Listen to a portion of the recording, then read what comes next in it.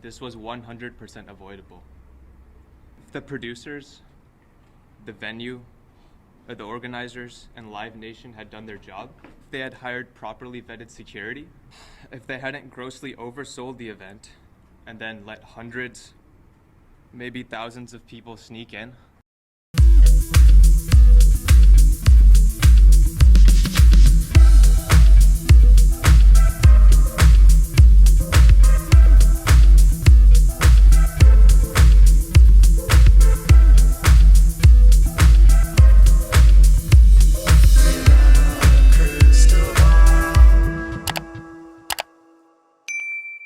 Hey guys, it's Katie from Without a Crystal Ball. Welcome back to my channel. I hope you're having a really good day. It's Thursday, November 11th. Happy Veterans Days to all of you that served in the military or that have family members in the military. Make sure you give your loved ones a hug and thank them for their service.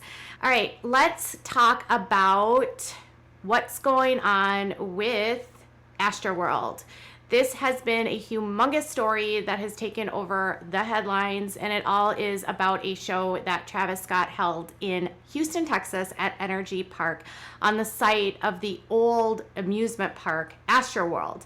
The event was well hyped by Travis and sold out very quickly, and there was a lot of breaches in this event, and throughout the day there was just a myriad of people that were getting in, people that were climbing fences, barricades being breached.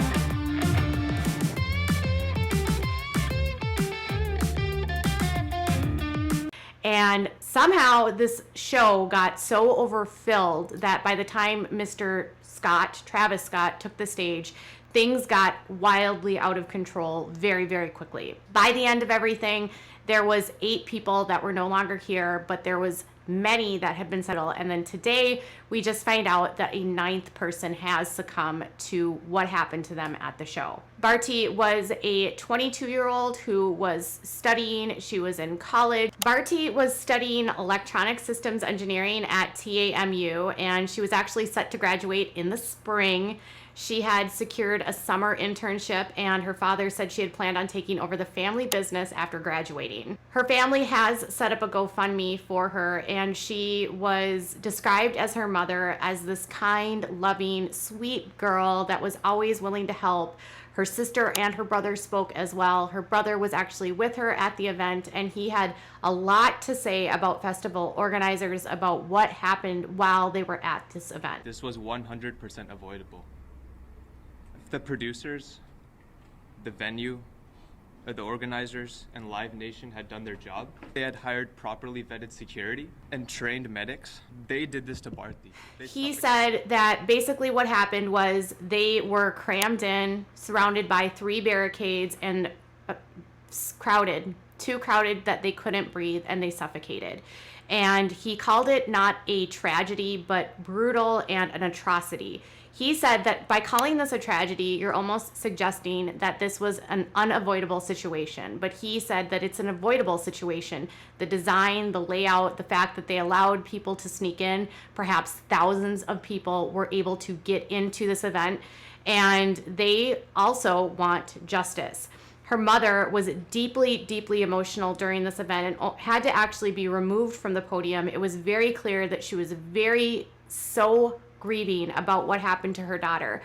Her daughter, she said, was this bright star that Bharti meant love, and that she truly was a blessing given to her from God. She wanted her daughter back, and she said the one thing that was a blessing about Bharti in the end is that she gave her gift and she gave her organs to be donated following her passing.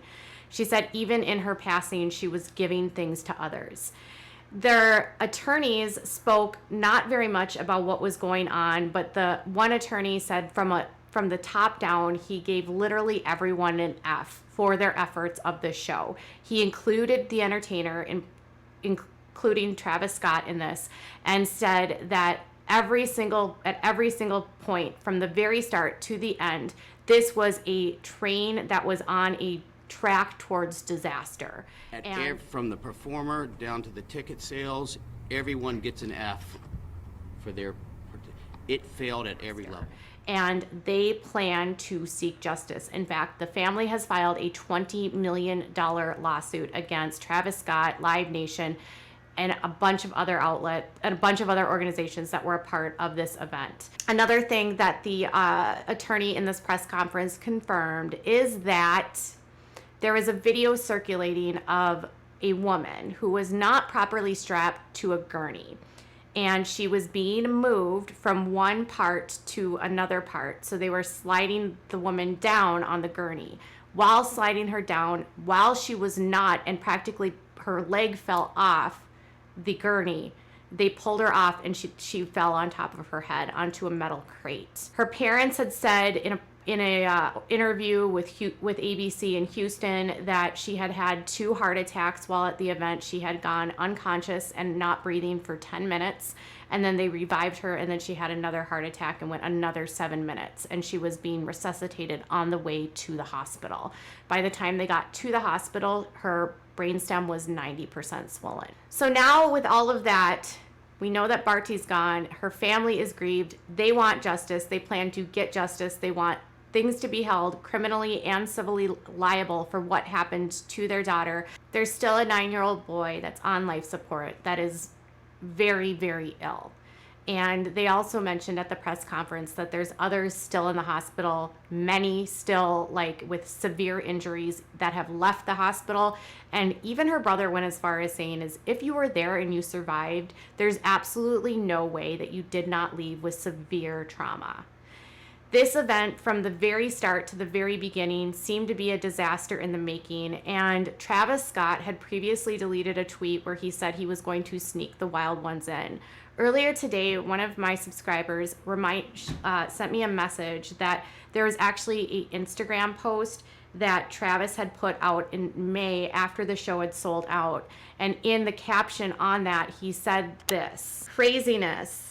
It was sold out." It said sold out, Astroworld, November 5th and 6th. But F, that I'm putting a plan together now to get some more of the wild ones in. Even if I gotta sneak them in. On me. When some people who want to make it but having a hard time or might not have the means, don't worry, I'm on it. On his Twitter, he said that he had to sneak ones in, and then when he posted this on the same day, he said that people might need to sneak in, and he was almost like telling people to defy security. I know you couldn't get in. I know there's not a means, but get in by any means necessary. And that's what happened. They broke down fences, they busted through barricades, and they only sold 50,000, but the way that the stage was set up, they had placed everyone into an area where there was only one way in and one way out. It was a stage setup that made it impossible for anyone stuck in the front to get out if they could, and everyone was pushed up, and pushed up to the point that they couldn't breathe. It is really shocking to me that this was even allowed, and that when you look at the aerial view of this, to think that there could have been 70,000 people in this space, it's truly no wonder that this happened, and it's horrible. And now everyone is legitimately placing blame with everyone else. Like the police are trying to say that it was the producers. They said, we told them to cut the show, and they didn't cut it. We can't pull the plug.